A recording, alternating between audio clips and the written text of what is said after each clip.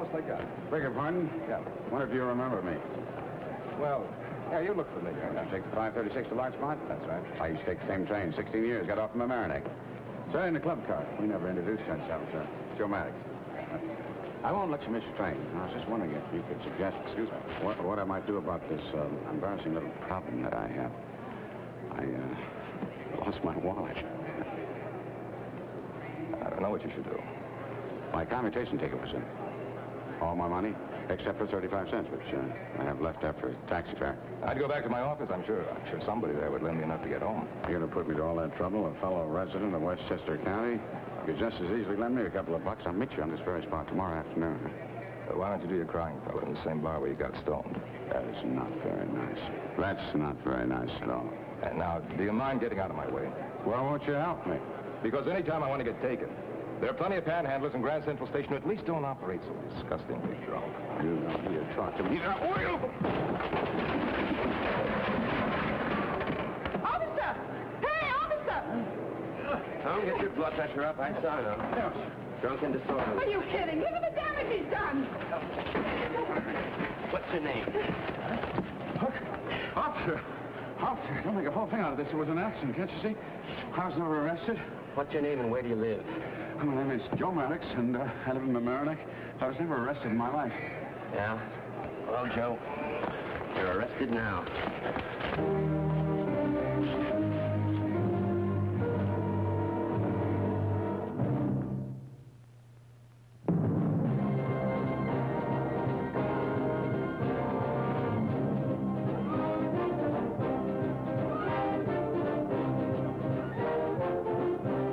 Judd, for the defense.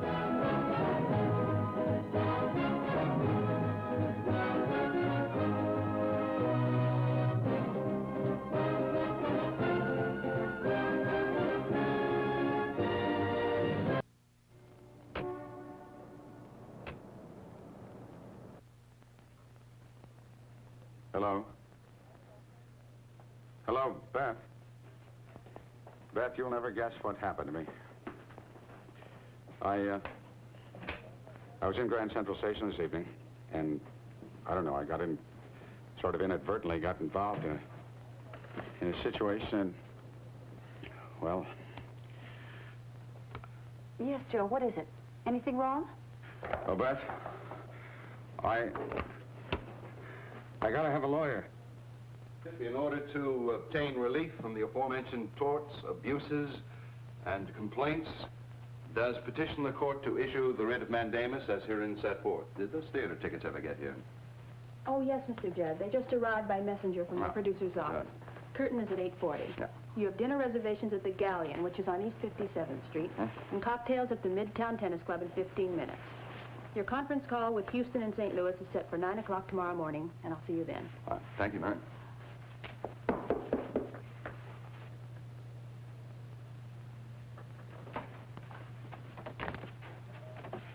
Is Mr. Judd in? Who's calling? I'm Mrs. Maddox. Mr. Judd doesn't know me, but he knows my husband. Would you please ask him if he remembers Joe Maddox? I'm sorry, Mr. Judd is just leaving. Perhaps if you could call in the morning. Oh, just a minute, Mary. Ask her to come in. Come in, Mr. Judd. They're expecting you. Thank you. I wonder if you could spare me a minute first. Joe Maddox, the editor who did that cover story on you a couple of years back. Oh, yes, the one who had me teaching Clarence Darrow everything he knew. How are you, Mr. Maddox? Nervous. You should know why. I should.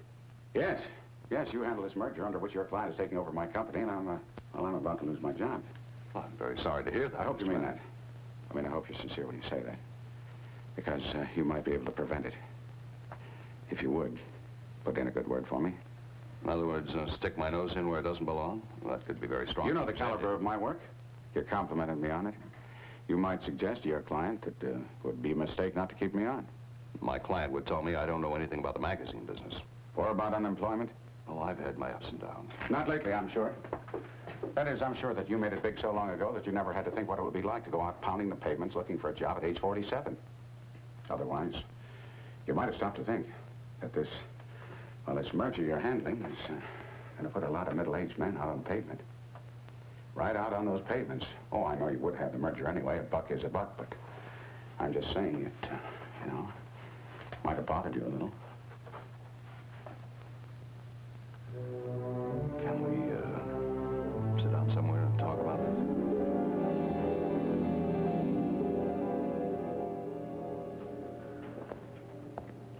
Mr. Maddox, the judge will automatically take it into consideration that this is your first offense. You don't need a lawyer. But I do.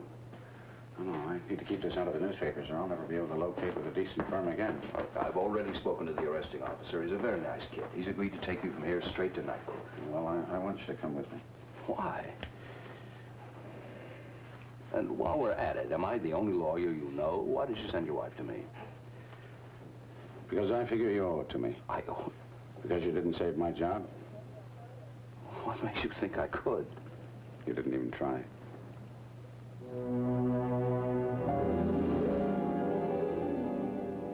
Well, I know something about his work. Struck me as first rate. Imaginative, highly professional.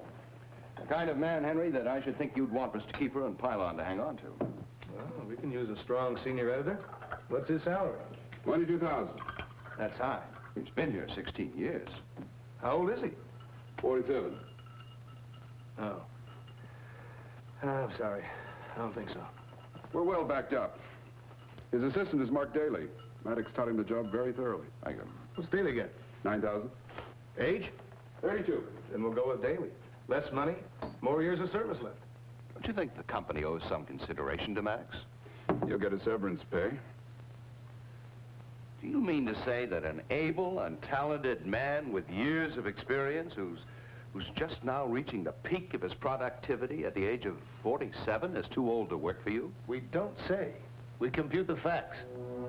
That is what comes out. Seems to me that my 16 years with Pylon was a contribution to the company.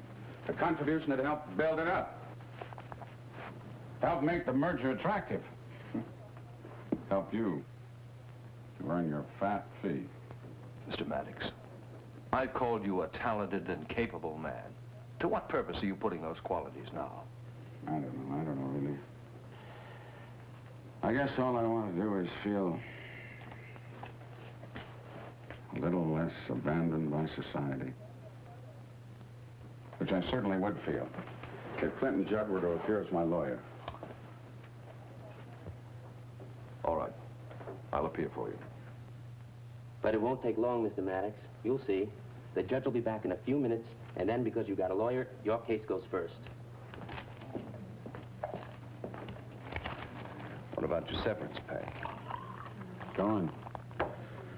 I don't even know how I'm going to pay my daughter's tuition. What about your friends? I couldn't ask them for the kind of help that I need. Matter of pride? Pride on my part, maybe. Fear on theirs. What fear have they got? I go to a friend and ask him for help. I remind him how easily his world can fall apart.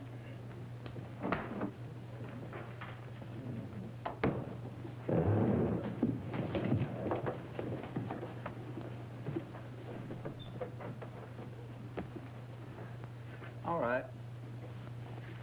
This court's in session. The People versus Joseph Maddox. Defendant, is he here? Yeah. Yes, sir, I'm here. You are charged with drunk and disorderly and demolishing the... What is this? The orchidarium?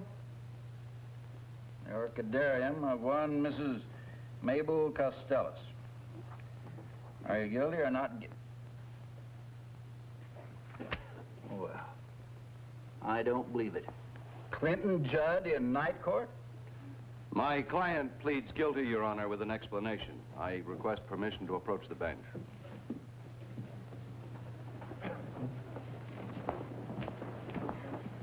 Your Honor, there are these extenuating circumstances. If you don't mind, I'll take a few minutes to explain just exactly what happened with my client, Mr. Maddox.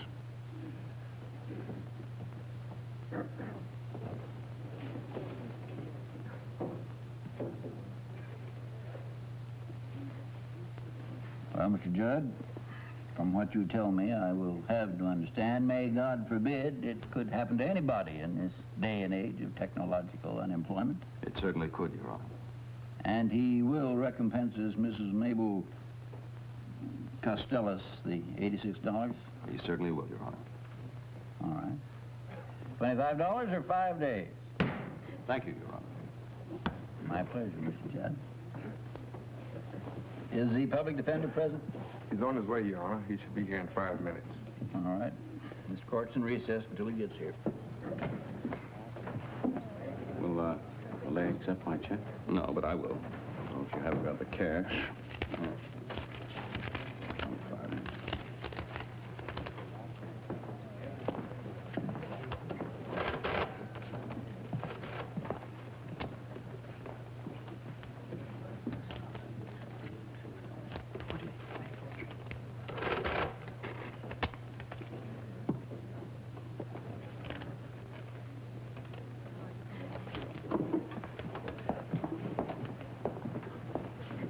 Supermarket justice. Well, there ought to be an article in that. $25 or 5 days. Assembly line law. Drive-in punishment, you name it. Misdemeanors. Misdemeanors are up 12% over last year. But who cares? Mr. Maddox, these are the mirrors that reflect the behavior of society. It's a surefire article. Take it to keep it. What do you say? I have feelings. All right. I know I'm pushing you, but you need a push. What are you going to do tomorrow? Sit in the library or in a bar?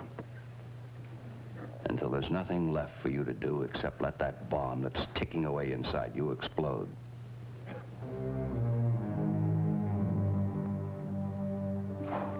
Thank you.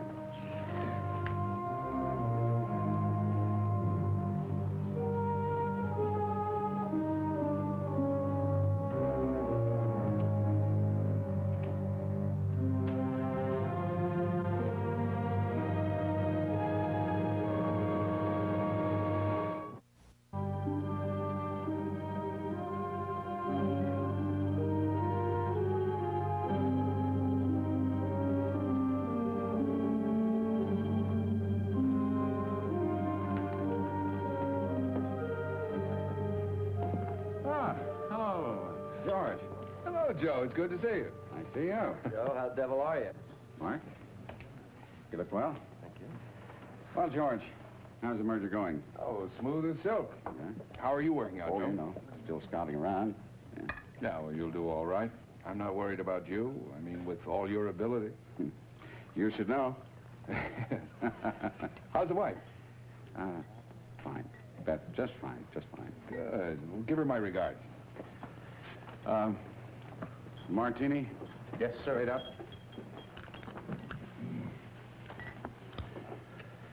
Well, you still buying outside material, George? Oh, just once in a while. I've got an idea for an article that might work out. Could I tell you about it, George? Oh, look, wait a minute, Joe. Don't put me under the gun. What gun? Well, Mark here is the man to contact, and you know that. You shouldn't be asking me to go over his head. Look, George, I've called Mr. Daly 3 times, and every time he's been out, and he's never returned my call. Isn't that right, Mr. Daly? Joe, don't take that attitude with me. I had no idea you'd called me. You didn't? No, and you better believe it. As a matter of fact, I inherited the world's dumbest secretary from you. Well, now you have an idea. Can we make an appointment? Joe, I think you should take it a little easy. I mean, you understand. Mark's just now crawling out from under the shadow of the old master, namely you. And you should give him a little chance to, well, get rid of his insecurity.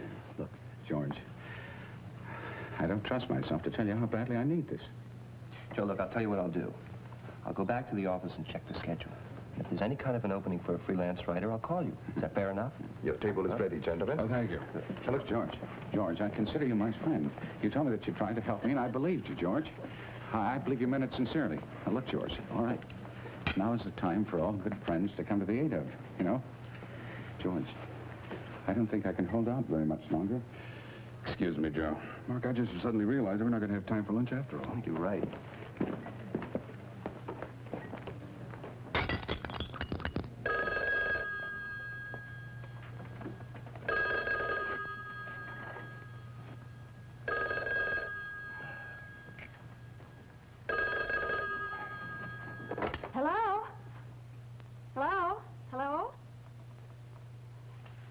hung up. I thought you'd answer it. Joe, what's the matter? Nothing. No, just getting home. Losing my reflexes, practically senile. Oh, stop it. Stop it. Oh. Come to bed, darling. Don't rack your brain here any longer. The room's cold. Beth. Tina's gonna have to leave Wingate. She'll graduate in a year. A year's money. She'll have to transfer to one of the city colleges. And we're gonna have to put the house on the market. Joe! You can't do that. Now, would you rather lose it? Oh, no. Would you rather lose it or sell it? Besides,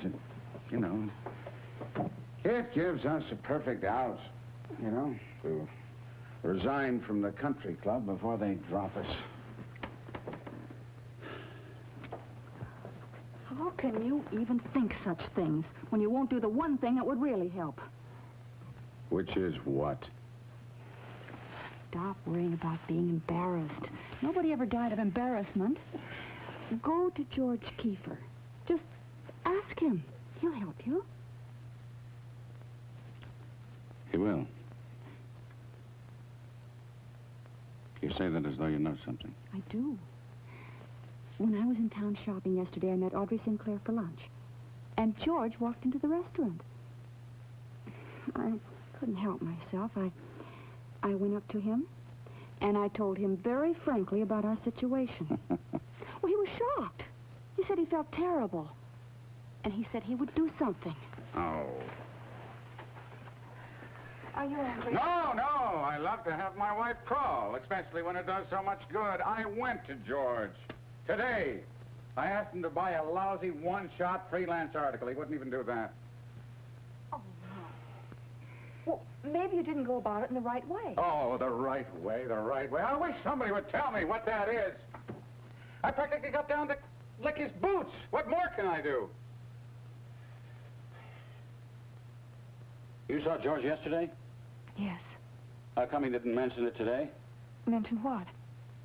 He didn't once refer to the fact that you and he had this frank conversation yesterday. Oh, obviously, I'm not very... Obviously, that is not the case. What's the matter with you? He specifically asked about you. He asked me to give you his regards. Don't you think you better answer it this time?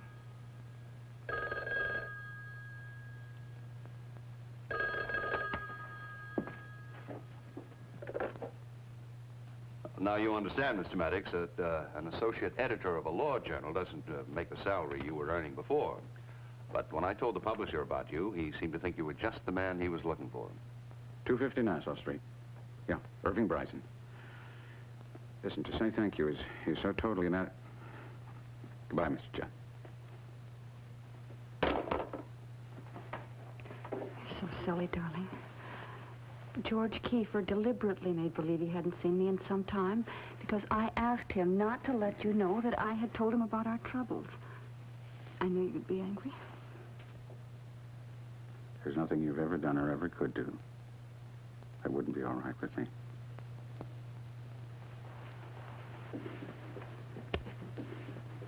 Just tell me whether to cross my fingers or get down on my knees to pray. That what? That on Monday, when I see this friend of Mr. Judd's, I'll have a job again. Oh. I knew I had it made halfway through the interview. Have a drink. No. I like a drink as well as the next man. I'd love to celebrate, but you've got to get to Houston, and I want to get home and tell Beth. Mr. Maddox. You know, this job pays a little more than half of what I make, but can't stay out of work too long. You know, people begin to think there's something wrong with you, even your family. Judd. Bryson is not going to give you the job. What was it? He's giving it to someone else.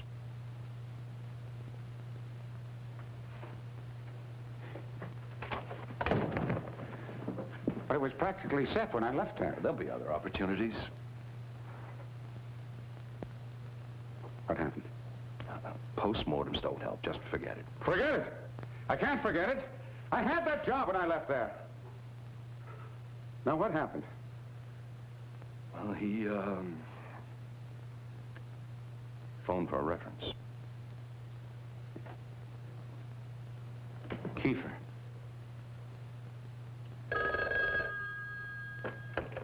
Hello. Are you still there? Where did you think I was? Out with another woman? You really want me to answer that? Oh, shut up, Marilyn.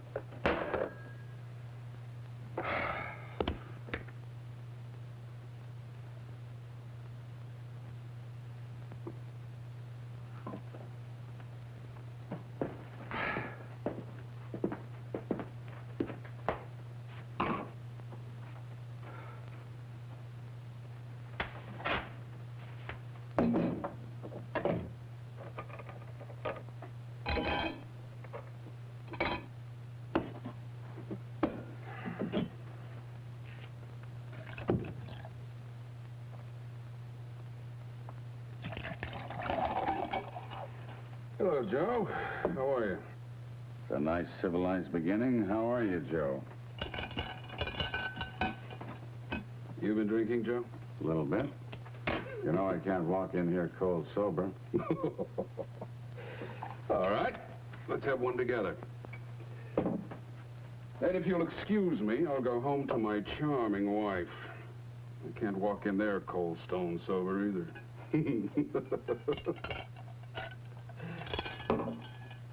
You know, Joe, I feel just terrible about you. I'm going to do something for you, believe me. I don't understand you, George. You talk like my friend. And as God is my witness, I don't know of any reason why you should not feel friendly toward me. And yet you do what you did to me today. Ah, come on, Joe, drink up.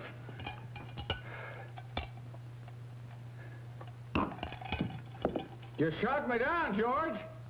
I had that job with Bryce and showed up before you talked to him. Why did you do that to me? Well, Joe, the man asked me certain straight questions. I tried to field them in your favor, but basically I had to provide some straight answers, which didn't suit him. I'm sorry, Joe. What can I do? You can call Bryson. I have his own phone number. You can tell him you made a mistake of whatever kind you like. There it is. Come on. But you know well I'm qualified for that job. Now you tell him. Sometimes you're very hard to take, Joe. You think I'd make such a fool of myself? You owe it to me. On several counts. There are several counts, as you well know. That's enough. Get out of here. Get out of my office. Can you put me out? I'll call the night watchman. You call him. Right. But you'll be in no condition to talk to him by the time he gets here, unless you pick up I'm the telling you what, you boy, call get out Bryson of there. right now. You hear me, George? I'm telling you to get out of here. You hear me, George? Right now.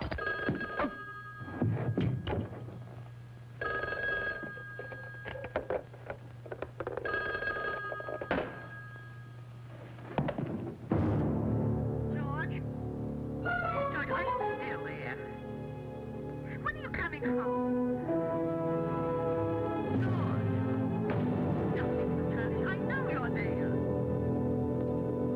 George?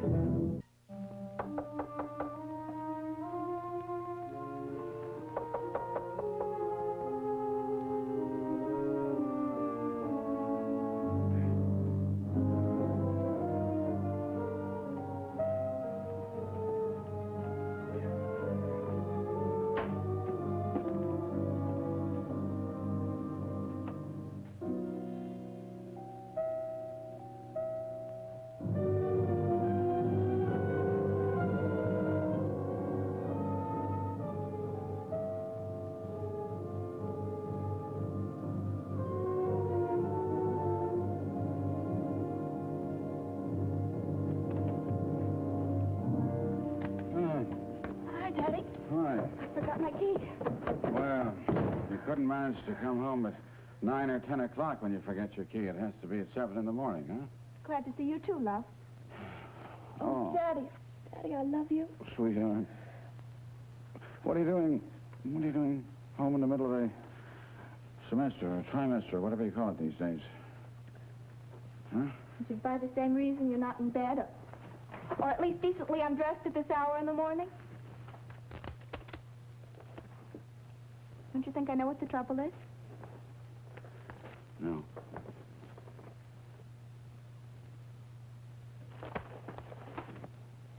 Well, I do. I spoke to Mother on the phone and she told me everything. What? About your job. Losing it and the money being so uptight. Oh. Oh, I wish she hadn't told you that. Daddy, you're sweet to try to protect me. But it just doesn't work in the world we live in. Oh, baby, don't try to be so old, so young. It's gonna happen soon enough. It already has happened. I've put aside the things of childhood. And now I read all the picket signs. Poor Daddy, it's been awful, hasn't it? Well, it's too late for you to change your white collar for a blue collar. And you're far too rich to get on anybody's poverty program. I'm too unlucky to have any females around who will brew me a pot of coffee when I need it. Oh, I can do it. I can brew it. Just you wait, Daddy. I'll be a big help. You will finish college. Now, let's get this straight. Maybe not Wingate. One of the local colleges. Maybe not this year, but next year. But that's all right. Daddy, what if I go to work for a year until we get back on our feet and then go back to school? Is that immoral? Please, don't wake your mother, honey. Oh, Daddy. Daddy, we're going to make it. Why not?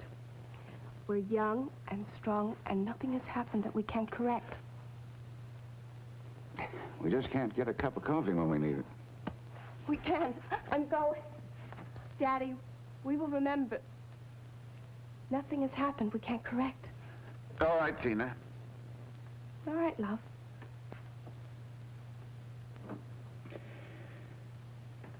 Oh, God help me.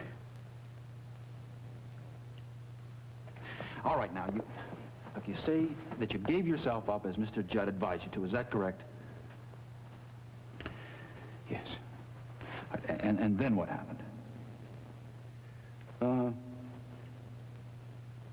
The district attorney asked me to make a statement. I should say the assistant district attorney. Young fella. Just a kid. Well, what did you tell him?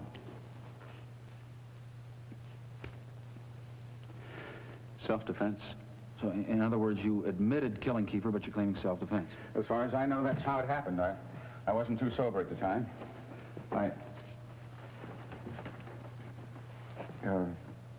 Kiefer wasn't too sober either. We'd had a few martinis together. You mean it started out as a peaceful conversation? Yes. All I wanted him to do was to telephone Bryson and give me a decent reference this time, but he told me to get out. I have to admit this. I dared him to put me out. You threatened him physically? No. I was just talking. The booze was talking. But he picked up this martini pitcher and smashed it, to make a jagged edge. He came at me, and I got scared, and I picked up the nearest object on the desk, and then I hit him. With the object from his desk? It was a brass paperweight, a ruler, about 12 inches long. It was pretty heavy. Now, would you say that was self-defense or not? Well, from your account, Mr. Maddox, it would appear to be. Counselor? Yes. I see. Oh, sure. Excuse me.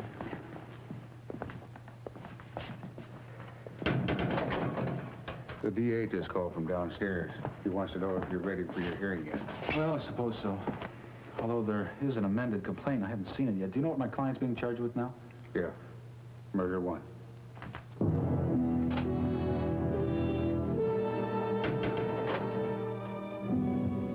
Murder 1 it is, Ben. But you're being totally unreasonable. My client went to Kiefer's office and talked to him about a job, not to kill him.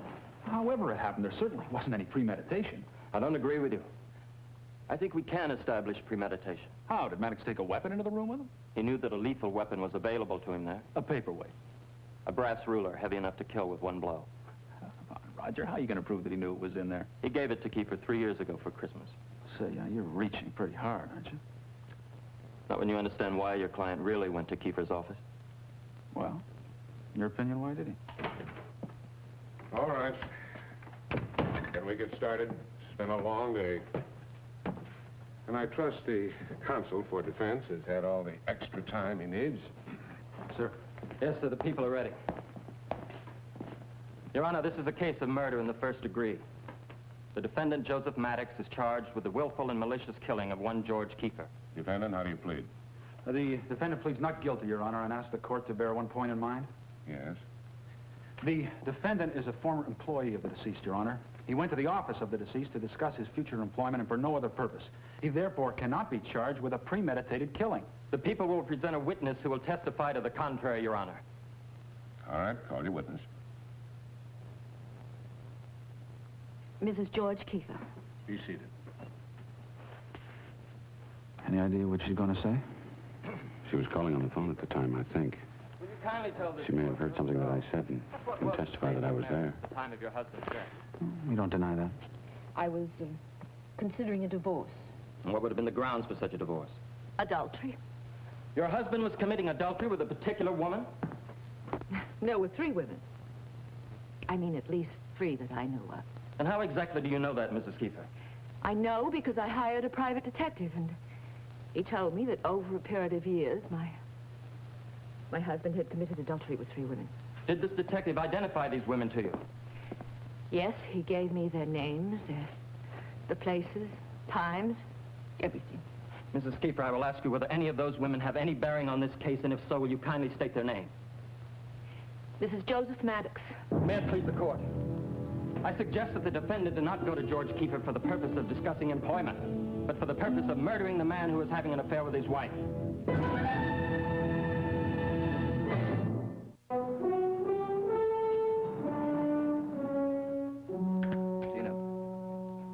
Talk to you alone before your mother came home on the theory that if there were this trouble between your parents, you might have caught a hint of it. If there was no trouble, Mr. Judd, I would know. I was away at school, but I'd come home a lot on weekends. I would know. And Mrs. Kiefer is what? Lying? Mrs. Kiefer has a dirty mind. All right. My mother was seeing George Kiefer. She was meeting him in town secretly, so my father wouldn't find out. But there was nothing wrong. She was just asking him to give my father a job. That isn't a sin, is it? How did you find out about this, Tina? I didn't find out about it. My mother told me about it. She asked me if I thought it would be all right. George Kiefer always liked me, she said. He thinks I'm still pretty. Which she is, isn't she? He certainly is. In other words, what my mother was saying is, if a man has this power of life and death over your husband's job, is it wrong to smile at him? I said no. Everything's a commodity in this world we live in, even a woman's smile. Believe me, that's all my mother did was smile at him. How many times? Exactly twice. Well, Miss Maddox? Hello, Mr. Judd. Thank you for flying back. You had no more than 2 of these meetings with Kiefer? That's right. Under what circumstances? Well, both in the Westlake Hotel. I suppose that's part of the trouble. The first time, I ran into him by accident, and he asked me to lunch. The second time, I made it my business to be at the bar at cocktail time and sort of slink up to him. Oh, Mother. Well, I did my best to slink. And that was all? Well, we did leave the hotel together, if anyone wants to make something of it. And he took my arm because it was raining and the steps were slippery. We got into a taxi together, and I got out at Grand Central Station and went home. And both these occasions took place after your husband lost his job? Yes. And I would like to know who could try to make something adulterous out of that. Private detectives, Tina. They're stock in trade.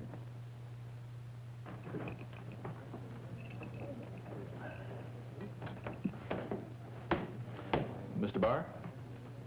You Caldwell? Right. Sit down, please. What did you know about me? Well, George Kiefer spends a lot of time in his place. You spend a lot of time watching George Kiefer. Wasn't too difficult to find a few people who knew who you are. Here, let me get you a drink. I don't know. It depends on what you'd like me to do for you. Okay, you're testifying for the prosecution in the Maddox case, aren't you? Oh, I suppose you'll call me. Well, I'd like you to give me some idea of what you really have on Mrs. Maddox. You give me some idea what you think I have. 2 reasonably innocuous meetings, which you've misconstrued into an affair. Caldwell, I'm a pro. I don't misconstrue. Don't you? Well, what exactly did you witness those 2 times at the Westlake Hotel? There was a 3rd time in Queens outside the Kennedy Airport at the Patio Motor Hotel. She told you about that. No. I was in the lobby when they checked in. Kiefer registered them both as Mr. and Mrs. George Cavanaugh, and they went on up to a room. You want the number on the door? 67? Was that the number, Mrs. Maddox? Room 67? Yes. I take this very easy, Mr. Maddox, if you don't mind. I did check in with George. We did go to a room. Joe, I told myself I would do anything, that it wouldn't matter what I did, as long as you got your job back. Because we couldn't live, we couldn't survive without it, Joe. George said he would create a new job for you. So I was willing to do anything to please him.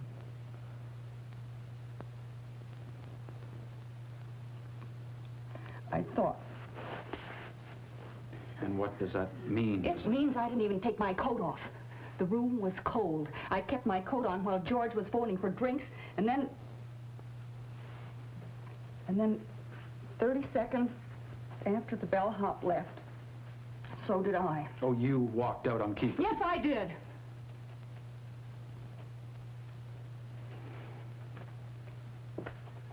All right, let me ask you something, Mrs. Maddox. If that private detective swears otherwise, and he can get witnesses that will confirm his timetable, who's going to believe you? I do. The date's checked.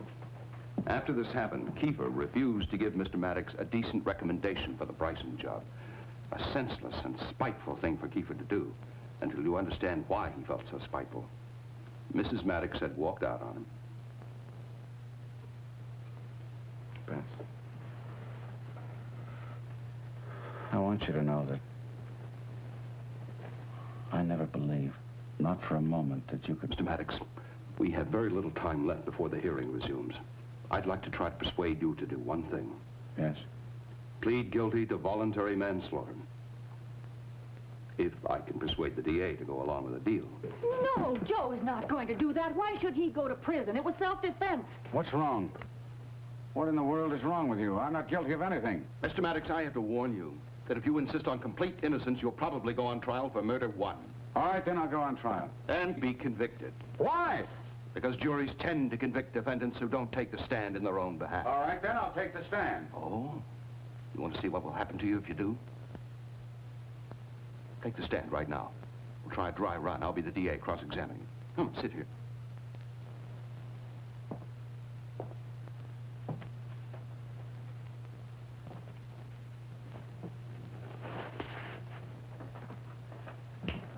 Now, Mr. Maddox, you wish to retract or correct anything you said during your direct examination? No. What about your statement that you went to see George Kiefer about your employment? Correct. And for no other purpose? I went there to see him about the job on the Law Journal. You had no intention of talking to him about the affair he was having with your wife? There was no affair between Kiefer and my wife. But weren't there certain meetings which were construed as an affair? No, because I didn't even know about them. Oh, now, it's not a matter of trusting your wife. It's a matter of not knowing she was meeting with Kiefer. Beth, don't pay any attention. The witness will answer the question. I never told Joe Don't do about... that, Mrs. Maddox, please. I didn't know that you'd met Kiefer except once by accident. And that is your sworn testimony? Yes? Nobody told you about those other meetings? No. You didn't get a telephone call from Mrs. Kiefer the day before you killed him, informing you of the latest report from her private detective? Mrs. Kiefer didn't tell you that your wife was having an affair with Kiefer?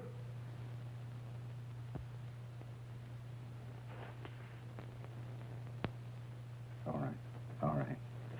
She did tell me, but I didn't believe it. I suggest that you did believe it, or you wouldn't have kept on denying that you knew anything about it. Isn't it the truth that although your wife couldn't bring herself to deceive you, Mr. Maddox, you were perfectly willing to believe that she had? Well, you can't blame me too much. It was almost the truth. But didn't you go even lower, Mr. Maddox? Didn't you intend to use this as a bargaining point with Kiefer? Your tacit permission in return for a job. I had to do something. Beth said it. We couldn't survive without the job. But Kiefer turned you down, didn't he? In spite of what you thought your wife was doing for him, he turned you down. And wasn't this the ultimate injury? Wasn't this what made you pick up that brass roller and strike? Not self-defense, not being menaced with broken glass. What are you trying to do to me? I'm trying to keep you out of the electric chair. The penalty for voluntary manslaughter is 2 to 10 years, Mr. Maddox.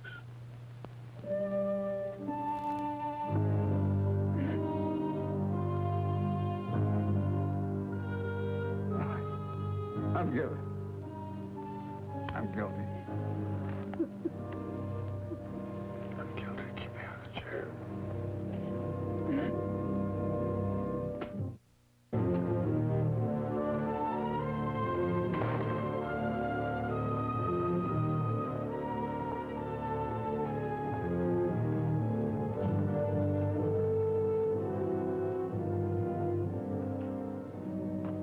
Oh, Roger.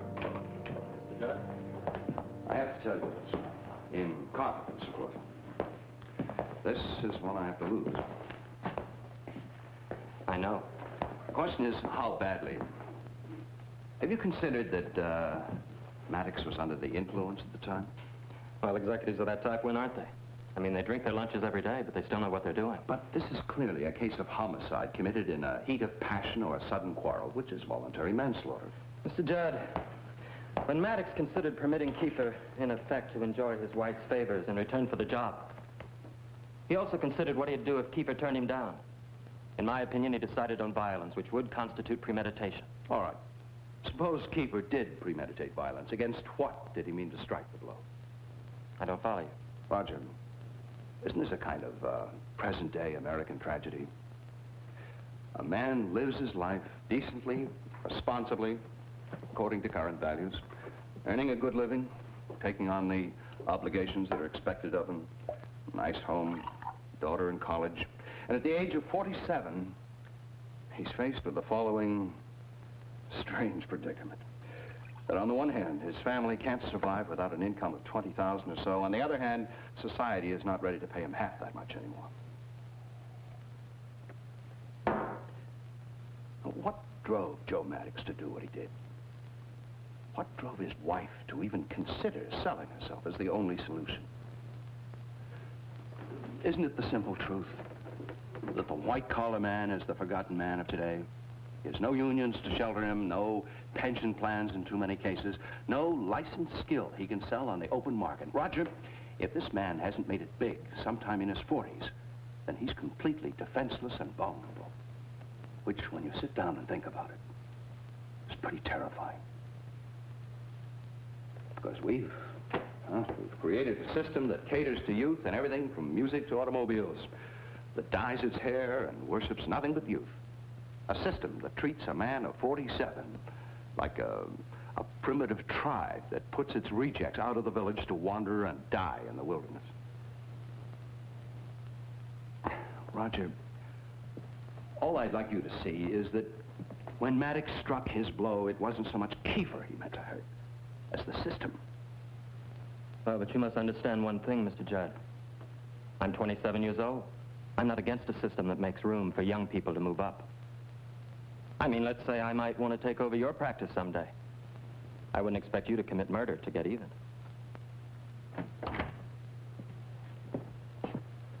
All right, gentlemen. I've ordered the defendant to be brought in. May we resume?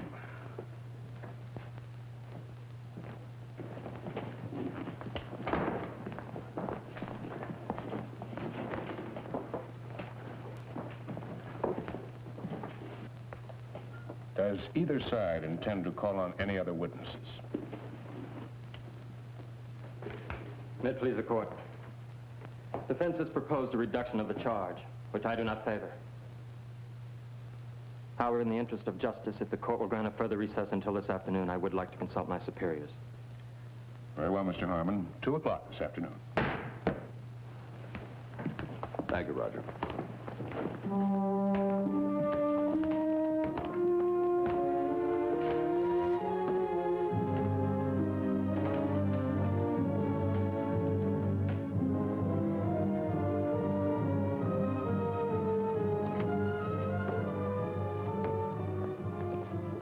Think he's got a chance? Only one. Roger Harmon is 27. The DA is in his 50s.